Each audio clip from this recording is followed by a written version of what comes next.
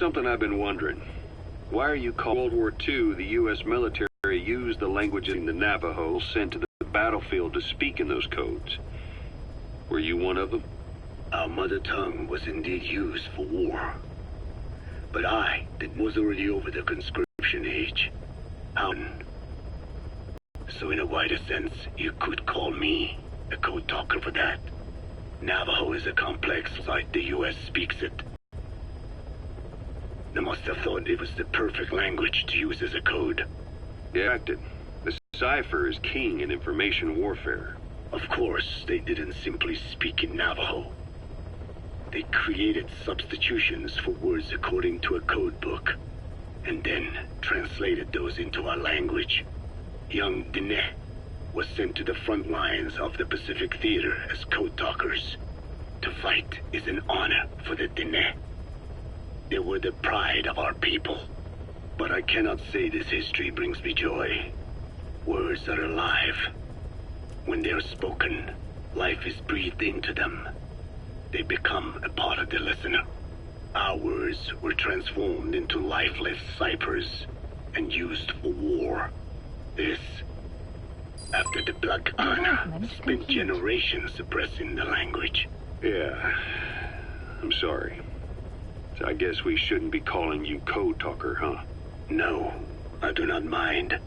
The reason Skullface called me code talker was because I also am responsible for coding language into the vocal cord parasites.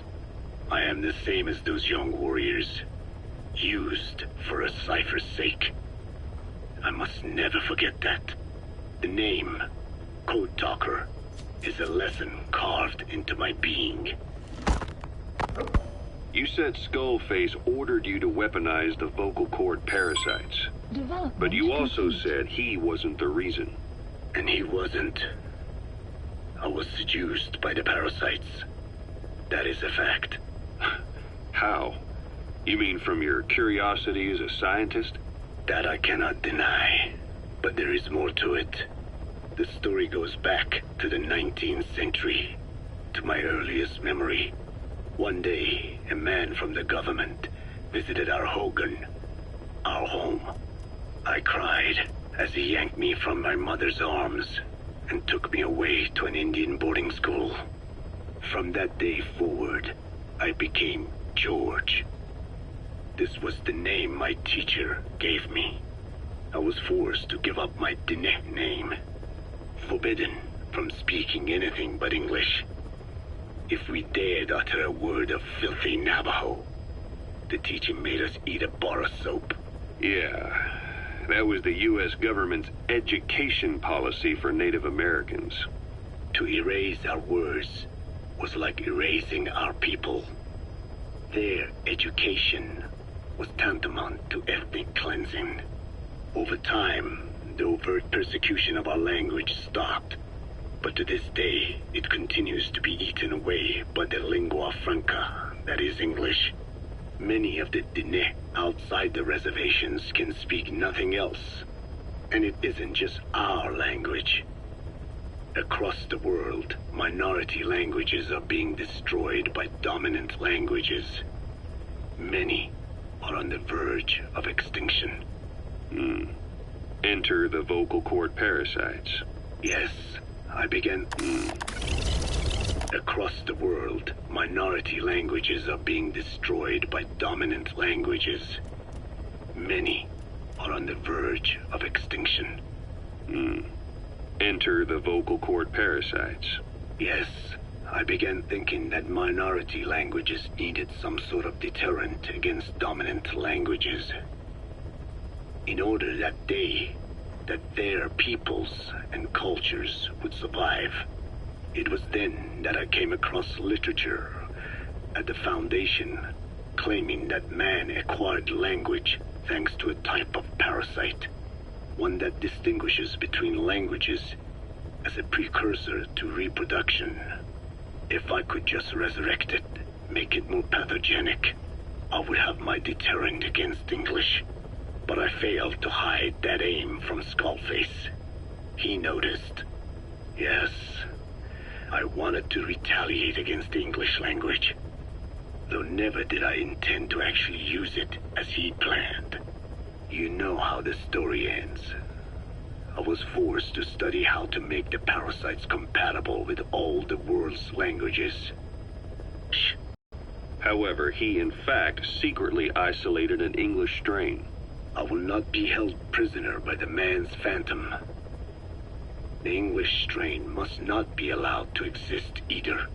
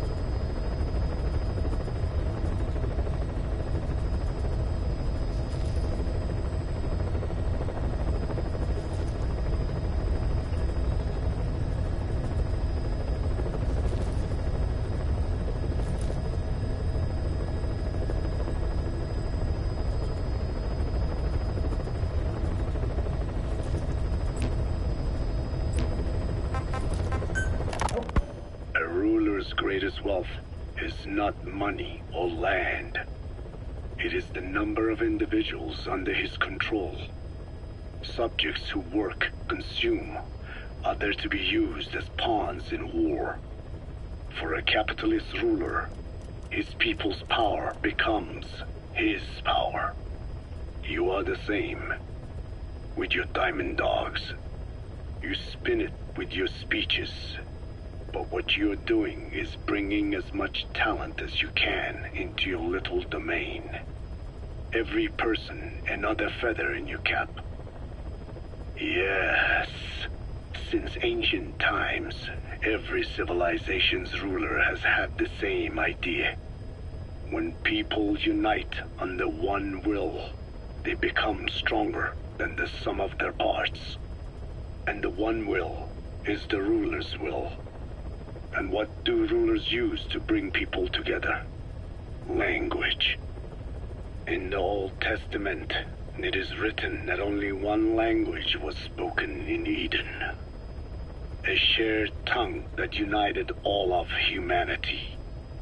Mankind eventually grew aware of its power and harnessed that strength to build a tower to the heavens.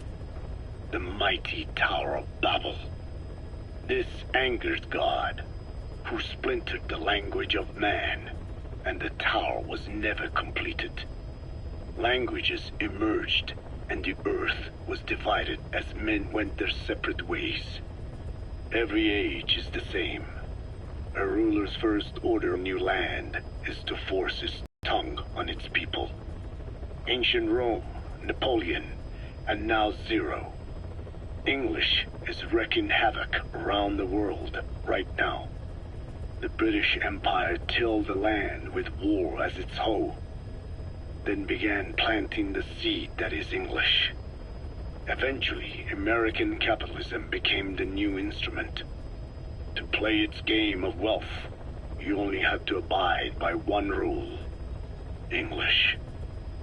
By exploiting people's desires, English has become a leash that people gladly wear around their necks, it would seem.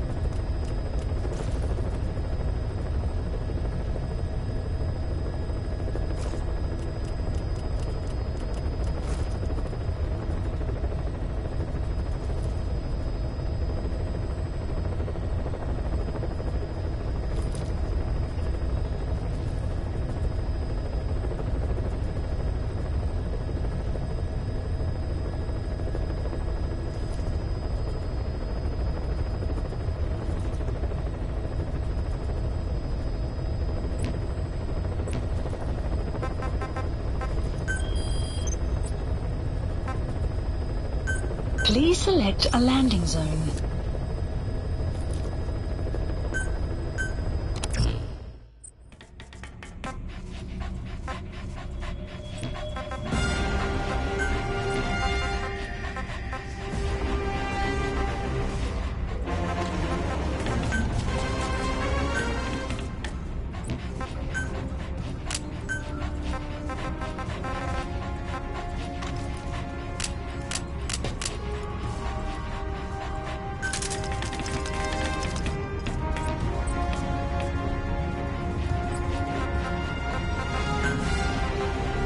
Deploying.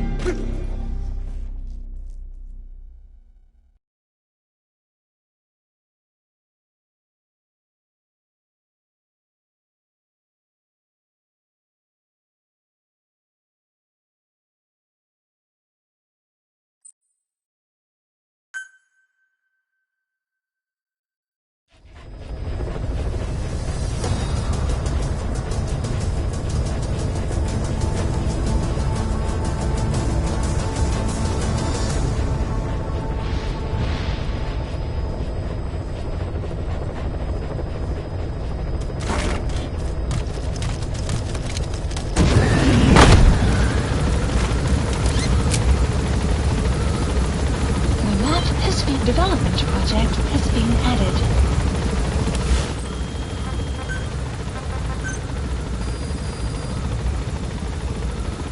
Please specify a project.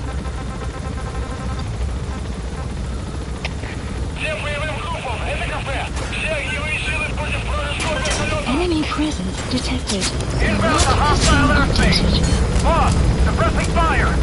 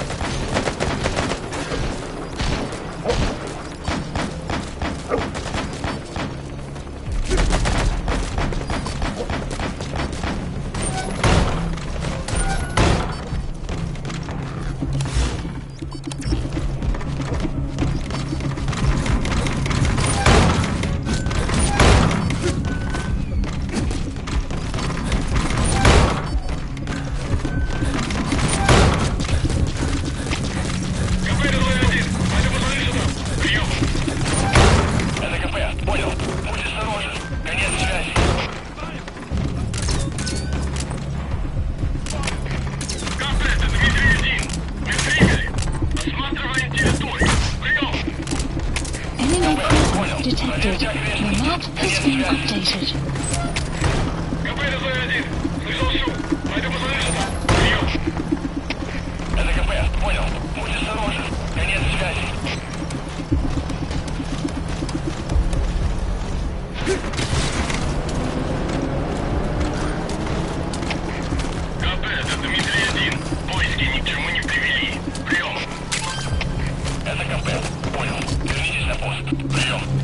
Clouds approaching.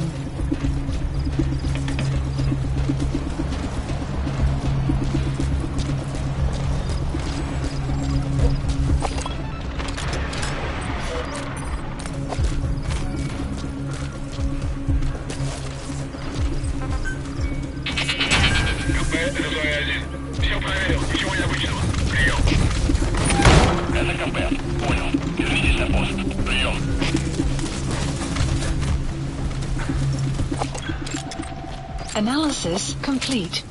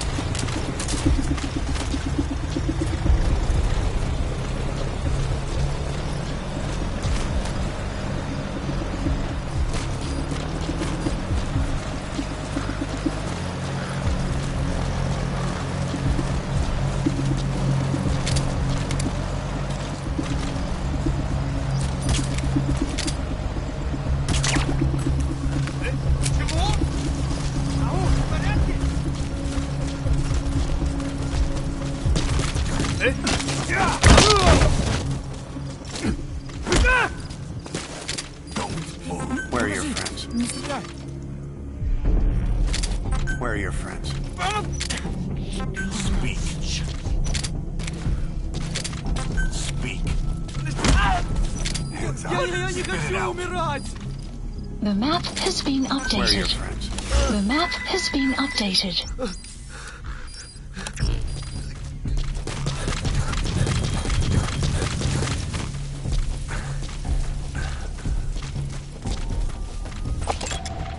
Analysis complete.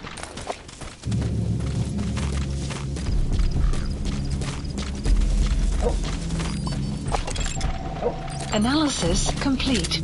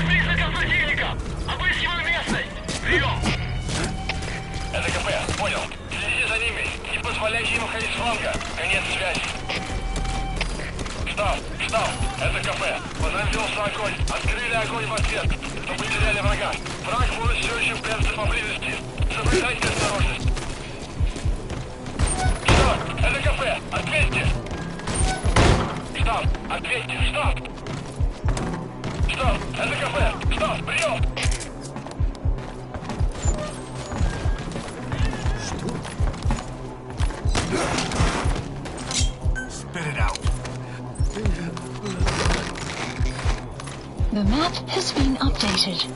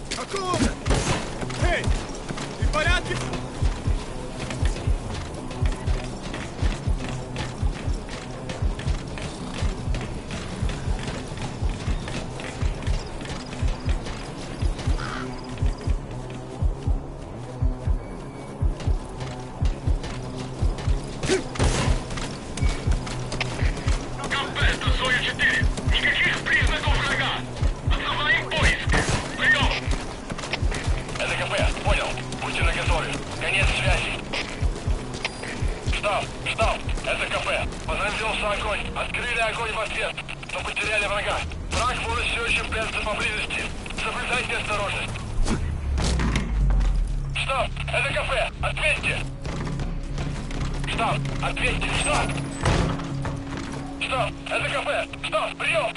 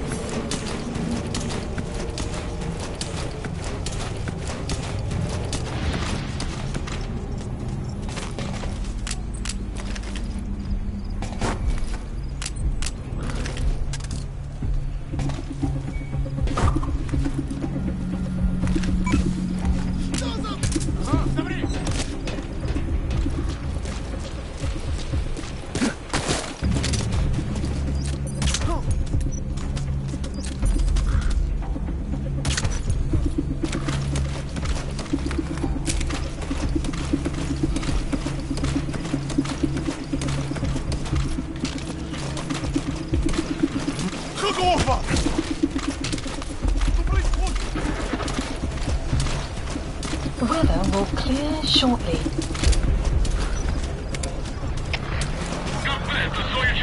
Тут происходит что-то странное. Какие будут указания? Прием! Это КП, понял. Усилить безопасность. Повышенная боевая готовность. Конец связи. КП 56. Есть признак вражеской активности. Усилим охрану. Прием. Это КП, понял. Смотрите оба. Конец.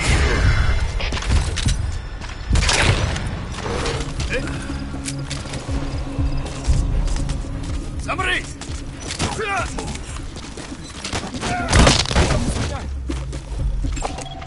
Analysis complete. Analysis complete.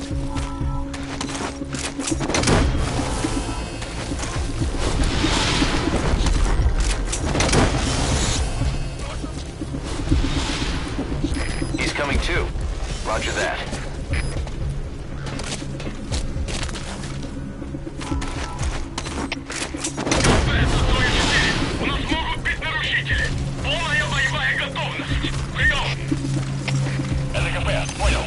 Максимально осторожны. Конец связи.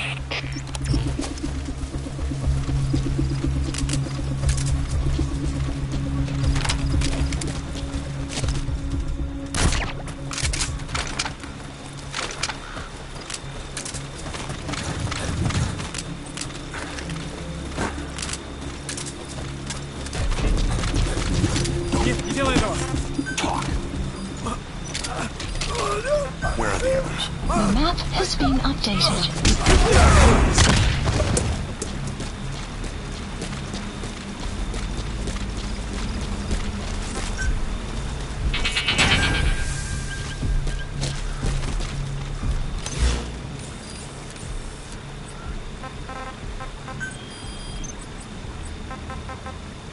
Marker placed.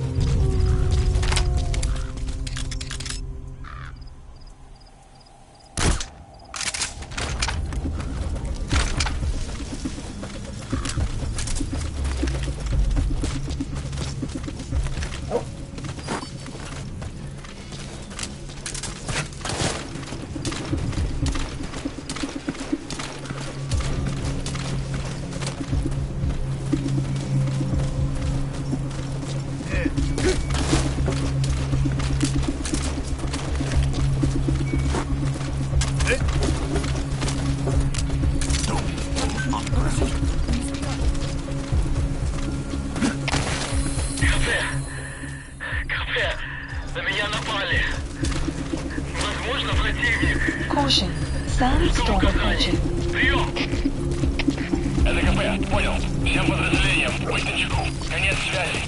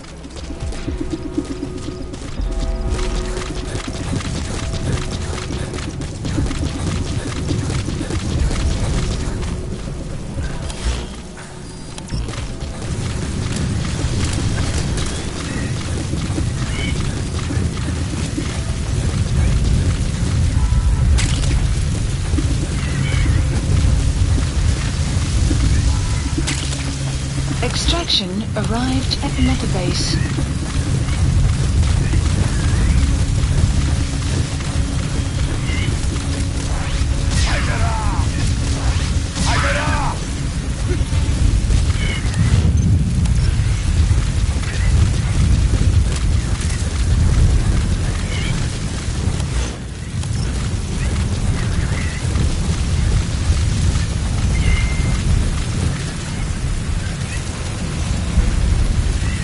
Weather will clear shortly.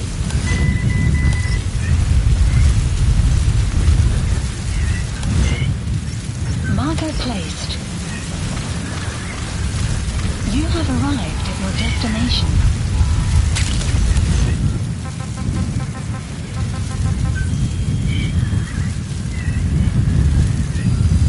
Please select a mission. Unit dispatched.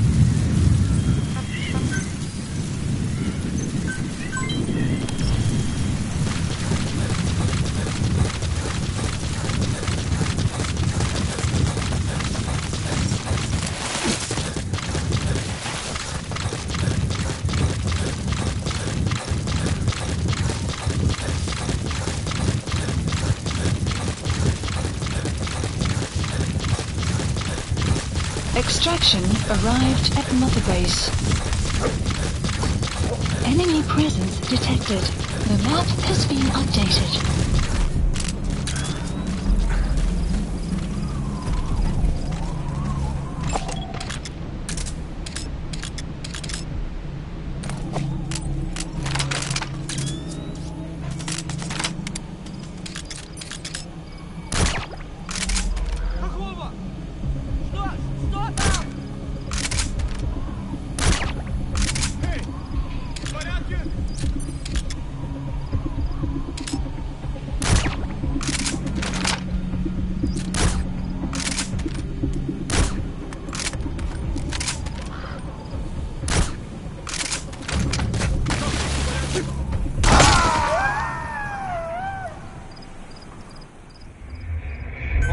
What happened? Boss!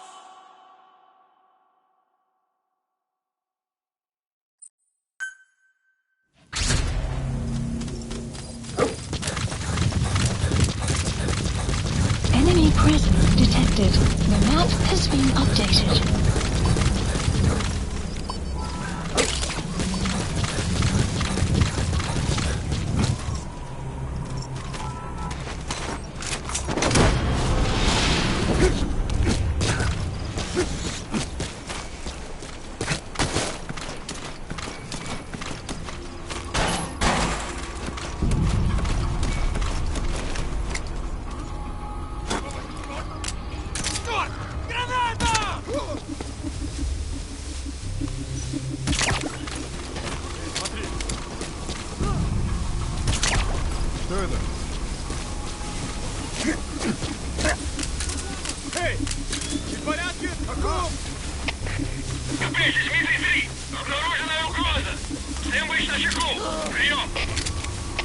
Это КП, понял.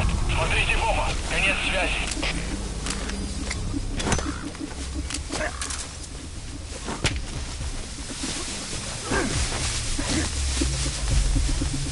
You have arrived at your destination.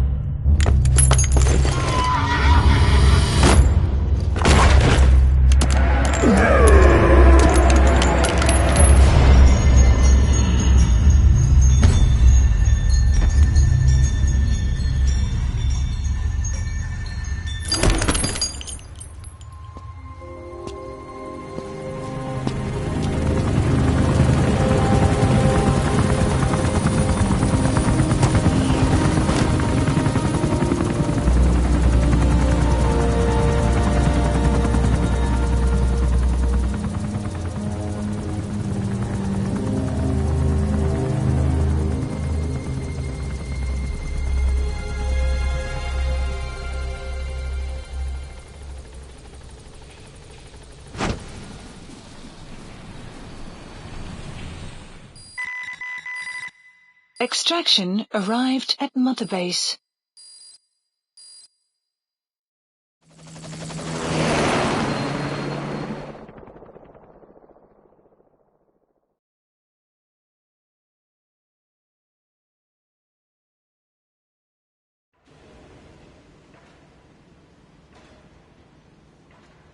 I barely recognize you, Colonel. Skullface used your thirst for revenge.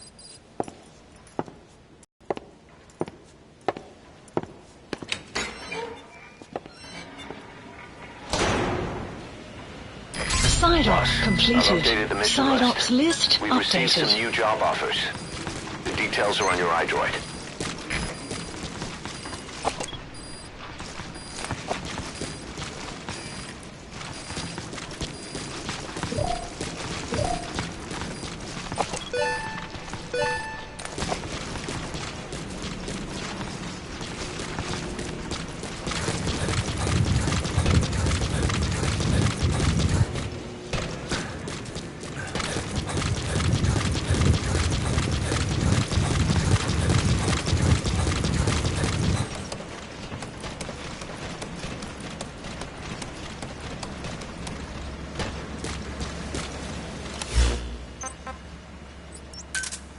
Roger.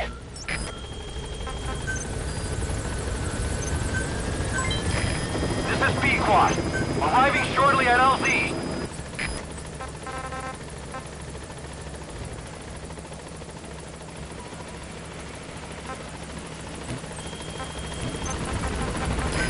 This is B-Quad. On station at LZ. Please specify a project.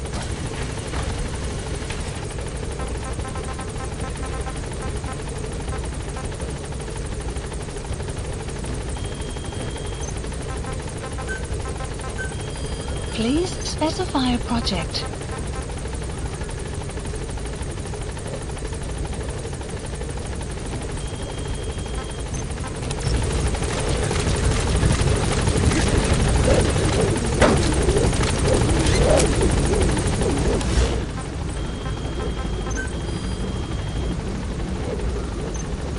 Gaining altitude.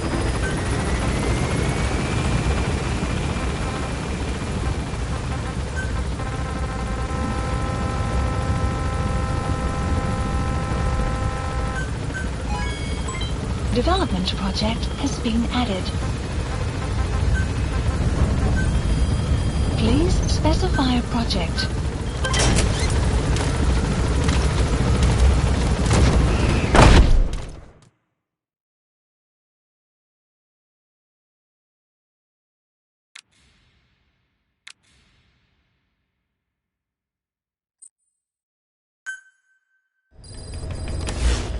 Side ops list updated. Mission list updated.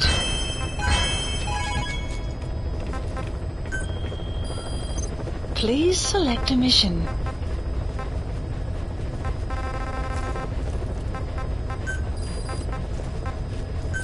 Unit dispatched. Please select a mission. Unit dispatched.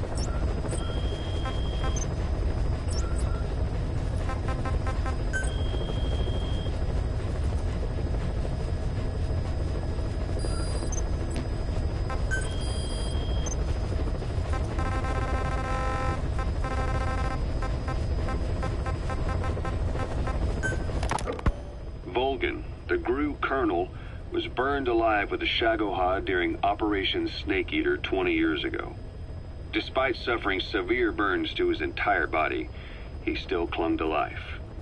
After you left Seleniarsk, Volgan's body was taken to a research institute in the outskirts of Moscow, but modern medicine couldn't explain why he was still alive.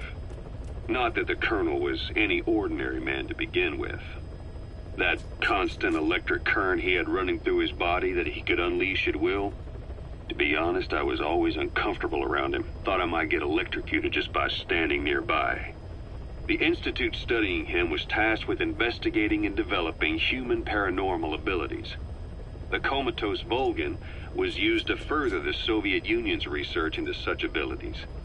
But not long ago, the facility burned to the ground, and Volgan's body was never found among the rubble, even though the fire started in the room where they were keeping him.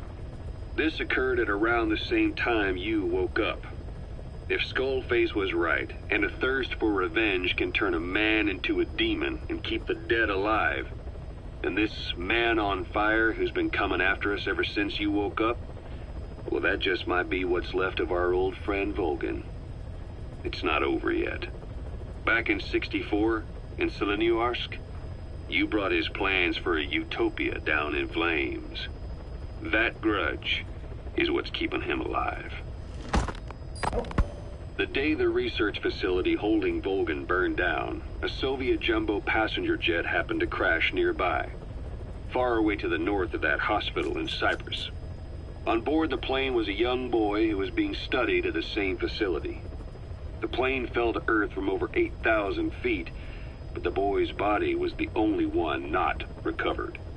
At almost exactly the same time as the crash, Volgan awoke in that facility. According to the Research Institute's documents, the gifts this boy demonstrated included psychokinesis and telepathy. To protect his mind from being inundated with other people's thoughts, he always wore a kind of gas mask. A rudimentary form of psychic insulation, apparently. We don't know where this boy is, but if Skullface is connected to him, we may cross paths with him yet. This boy is part of a new age, where nothing we understand about the world makes sense anymore. Don't let your guard down.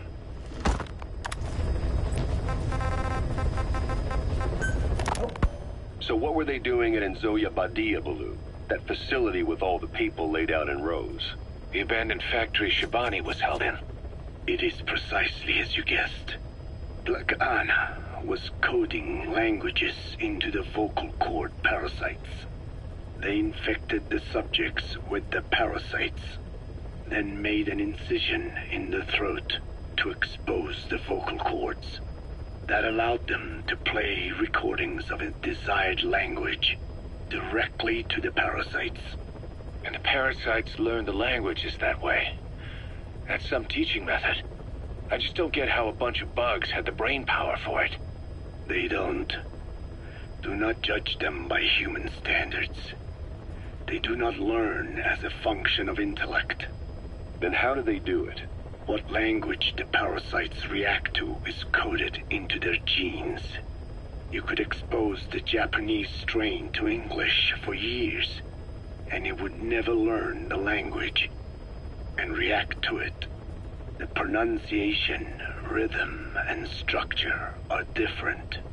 But what about, say, Spanish and Portuguese? Linguistically, the two are very close. Yeah, they're both Ibero-Romance languages. Even so, a Spanish language mating pair exposed to Portuguese will not copulate. Only when they hear Spanish. Only then. And the majority of their offspring will be the same. So it's a literal case of a mother tongue. But if that's so, I don't see how the different strains can be created in the first place. Well, among the many thousands of offspring, there may be just a few that react to Portuguese. You're talking about mutations. Correct. Playing the tapes helps to identify the mutant strains. Those specimens are then isolated and bred with one another.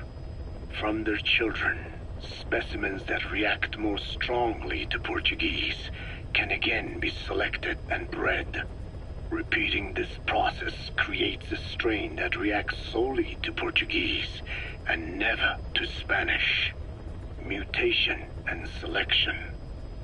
No different to breeding roses. So you kept increasing the change over the generations, adapting them to languages from all over the world. Must have taken a hell of a lot of patience. More like patience. Just how many died for this? There's something I still don't get. In order to tell which larvae will react to Portuguese, you'd have to let them develop and then see which copulate. That means you'd need tens of thousands of guinea pigs. There's no way you could do that in a facility that small. For normal, selective breeding methods, You would be right. But there is a more effective selection method when training the vocal cord parasites. Go on. It is not only when mating that the parasites listen for language. Shortly before hatching, larvae display markedly increased activity in reaction to particular language. The active eggs can be identified under a black light, so the eggs that react to Portuguese are selectively placed in the throats of subjects. So you see, narrowing down strains that react to the target language is an effective process. Though I'm sure that even so, many lost their lives to create the various strains. Taken against their will into that dungeon. There are two reasons for playing the tapes for the parasites. One, to isolate the eggs that respond to the target language. And two, to cause the specimens raised from the selected eggs to mate. I get how the system works. But why do they respond to language before they even hatch? It's not like they can mate from inside an egg. It is because the larvae learn the language before hatching. You mentioned that what language the parasites respond to is hard-coded into their genes, and that they don't have the brain power to actually learn a language. But then you say that the larvae at Nzoia Badia Bulu were learning the languages in the egg.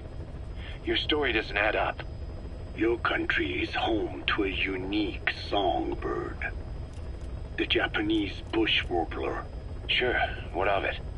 What a beautiful call it has. But no bush warbler can sing it perfectly at the start. As chicks, they can barely chirp at all. They must learn from their parents and other adult birds. Only then can they sing properly and attract females. So naturally, there are individual differences in each bird's call. Though they start on the same footing, each bird is influenced by its teachers. And the parasites are the same? Like the birds, the parasites have a genetic predisposition towards a particular language. But while in the egg, the larvae's ears are tweaked by listening to the voice of the host. This tweaking ensures that the grown parasites will react better to the host's speech pattern. Why would they have an ability like that? Well, there are distinct regional differences within even the same language. Rare is the language that has no unique dialects. Yes, learning the host's speech pattern before hatching attunes the larvae to whatever twist of pronunciation it will encounter. This adaptive ability is what makes them so formidable. I see. So a language requires selective breeding, but the parasites can learn dialects by themselves. Of course, having the egg-stage larvae listen to the tapes in the factory was not meant to teach them. It was more important to use that trait of theirs to identify the mutated strains. As I mentioned earlier, is that really accurate enough to use as a weapon? You could wipe out a neighboring ethnic group by accident if their pronunciation is too close. What you say is true. In that sense, they are imperfect as ethnic cleansers. But for his purposes, they are good enough. His objective was not to exterminate any one ethnic group, but to render the world's lingua franca, English, inert.